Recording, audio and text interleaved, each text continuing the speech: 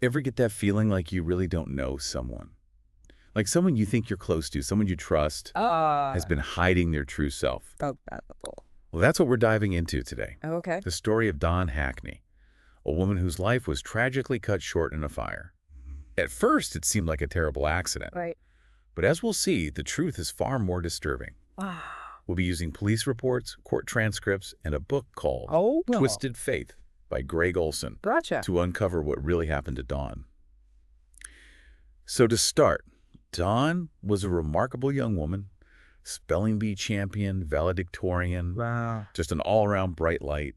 And she was deeply religious, which is how she met her future husband, Nick, at Northwest Bible College. They seemed like the perfect couple. But looking back, there were red flags. Really? Friends noticed that Dawn changed after meeting Nick. She seemed to lose her spark Huh. and became very dependent on him. It's like she was giving up her own dreams to fit into his life. Yeah, that's never good. I mean, everyone needs to maintain their own sense of self in a relationship. Exactly. Yeah. And Nick's past may have played a big role in all of this. He had a really rough childhood, Oh, okay. never felt loved by his parents, Oh, that's tough. and he was always looking for acceptance. Yeah, I can see how that might lead someone to try and control things to find that security they missed out on. Right. And sadly, for Nick, that need for control twisted into something really dark. He found a mentor, P.B. Smith, who was a youth pastor. And through P.B., Mm-hmm. he ended up at Christ Community Church. I see. This is where things really start to go off the rails. Yeah. So at the time, this church was undergoing a pretty radical shift under its new leader, Pastor Robert. Okay. Pastor Robert's style was very charismatic, Right. but also really intense. He preached about fear and shame and the need for deliverance from evil spirits. Oh, wow. That sounds like it could be pretty intense, especially for people who are already feeling vulnerable. It was. And Nick used this atmosphere to his advantage. He became a youth pastor and started leading these intense counseling sessions Wow. where he would dig into people's deepest secrets and fears. Uh-oh. I see where this is going. Yeah, he was basically preying on people at their weakest, using their vulnerabilities to gain power over them. That's awful. And the red flags were there from the beginning. Several women in the church complained about Nick's behavior. What? Like he was being inappropriate? Yeah, focusing too much on sexual matters during counseling That's so not okay. and just generally crossing boundaries. Hmm. Even Pastor Robert's own wife, Pamela, warned Nick about what he was doing. Oh, wow. So it wasn't like people were just turning a blind eye to it. No, they weren't. But for whatever reason, Nick didn't listen. And then things got even worse when a woman named Sandy Glass came into the picture. Who's Sandy Glass? Well, Sandy and her husband, Jimmy, were having problems in their marriage. Okay. So they went to the church for counseling, and of course, Nick became their counselor. Ugh, I bet this doesn't end well. It doesn't. This so-called counseling turned into a full-blown affair. Wow. And I'm guessing he was using the whole religious angle to justify it. Oh, absolutely. Sandy claimed to have visions from God, Oh, come on. saying that she and Nick were meant to be together. That is just messed up. Yeah. And Nick, being the master manipulator that he was, Yeah. used these visions to excuse his actions. Unbelievable. This guy's a piece of work. So, what about his wife, Dawn? Where was she in all of this? By this point, Don and Nick were drowning in debt, mostly because of Nick's spending on church projects in their house. Yikes. Money problems on top of everything else. Yeah, it was a huge strain on their already crumbling marriage. Plus, Don really wanted to have children, which Nick refused to even consider. Oof. That's a recipe for disaster right there. It was. So you've got a marriage falling apart, a church caught up in extreme beliefs, and a manipulative man driven by lust and ambition. This can't end well. It doesn't. But we'll get into all that in part 2 of our deep dive. Sounds juicy. Can't wait. So as we head into Christmas of 1997, things are, well, pretty tense for Dawn and Nick. Yeah, talk about an understatement. Yeah. Don's sick with a bad cold, heartbroken over Nick's affair, and she's confiding in friends, telling them she's really scared about her marriage. It's just awful. I mean, here she is wanting to start a family and build a life with this guy. Right. And he's out there living a completely different life. A lie, basically. And yet she still goes to Christmas gatherings with him and their families, Oh, wow. putting on a brave face, trying to keep things normal. That's got to be so hard, just that feeling of everything falling apart around you. Exactly. And then, on Christmas Day, after being with Don's family, Nick announces he's going hunting the next morning. Hunting. Yeah. On the day after Christmas. Yeah. And get this, He's going with Lindsay Smith, Lindsay Smith. the daughter of his old mentor, PB. Oh, right, the one he was grooming. Yep. The one he would later start a relationship with after Don's death. It's just sick. This guy is seriously messed up. He is. And of course, he uses this hunting trip as part of his alibi. Oh, of course he does. He even told investigators that he and Dawn had opened their Christmas presents together the night before she died. But didn't you say earlier that witnesses contradicted that? They did. Seems like Nick was already trying to cover his tracks. Wow. So what happens next? He goes hunting, comes back, and Well, he actually cuts the hunting trip short, says he has to go home to open presents with Dawn. But that was a lie, right? Total lie. And when he gets home, Yeah. the house is on fire. Oh, my God. Firefighters find Dawn's body in their bed. This is just horrible. It is. And at first, the investigators thought it was an accident, you know? Well, like an electrical fire or something? Yeah. They figured a faulty space heater might have started it. Plus, there was a lot of flammable stuff in the room. Okay. But something doesn't add up here, right? You're right. Even early on, there were people who had doubts, like Sandy's mother-in-law, Mary. Oh, interesting. So even someone outside of Dawn's immediate circle had a bad feeling about this. She did. She just didn't believe it was an accident. And her instincts were right on the money. They were. And then there's Nick's behavior after Dawn's death. What do you mean? Well, instead of being genuinely grief-stricken, he seemed almost relieved, you know?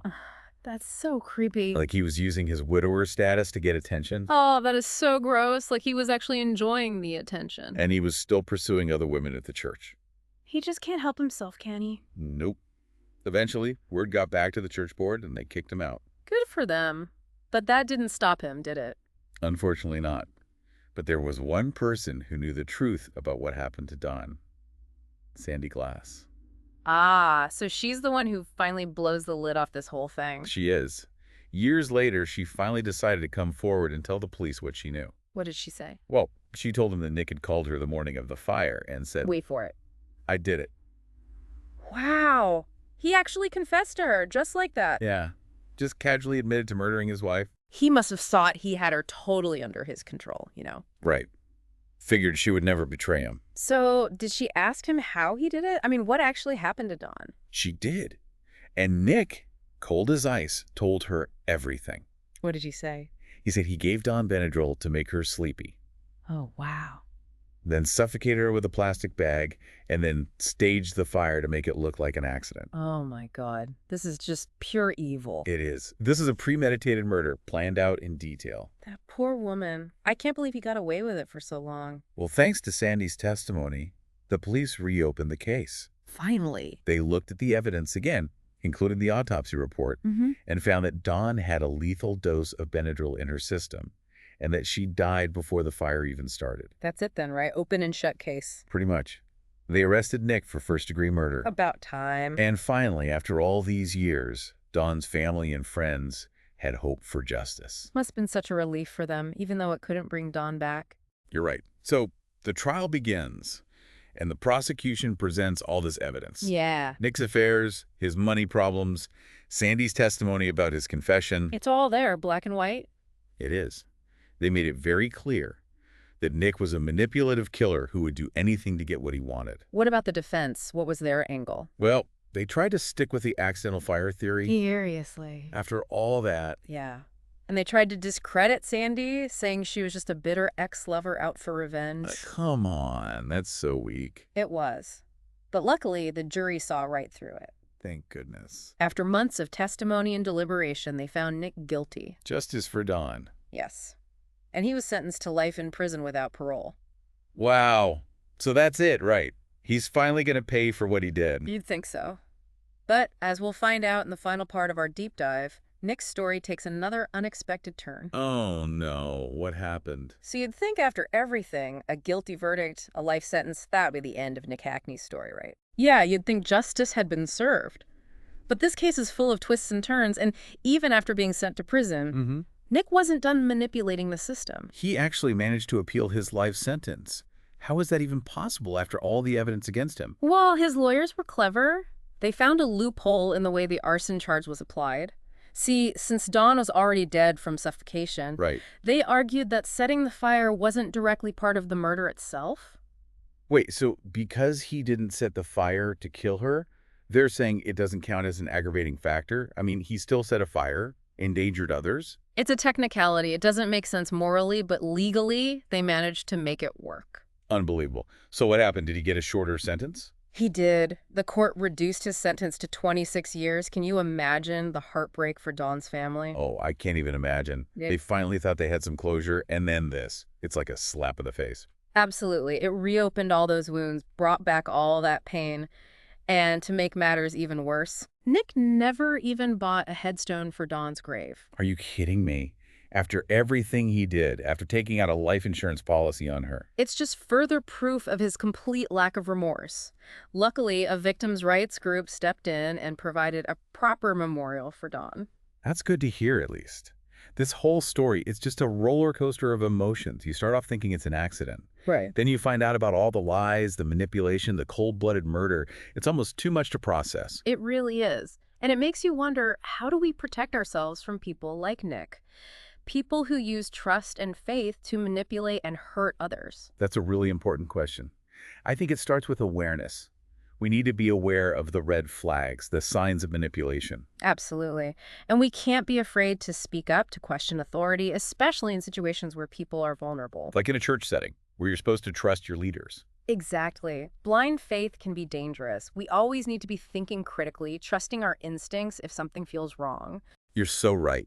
If we can learn anything from Don's story, it's to be vigilant, to watch out for each other, and to never be afraid to challenge those in power. If you want to delve deeper into this case, we highly recommend Twisted Faith by Greg Olson.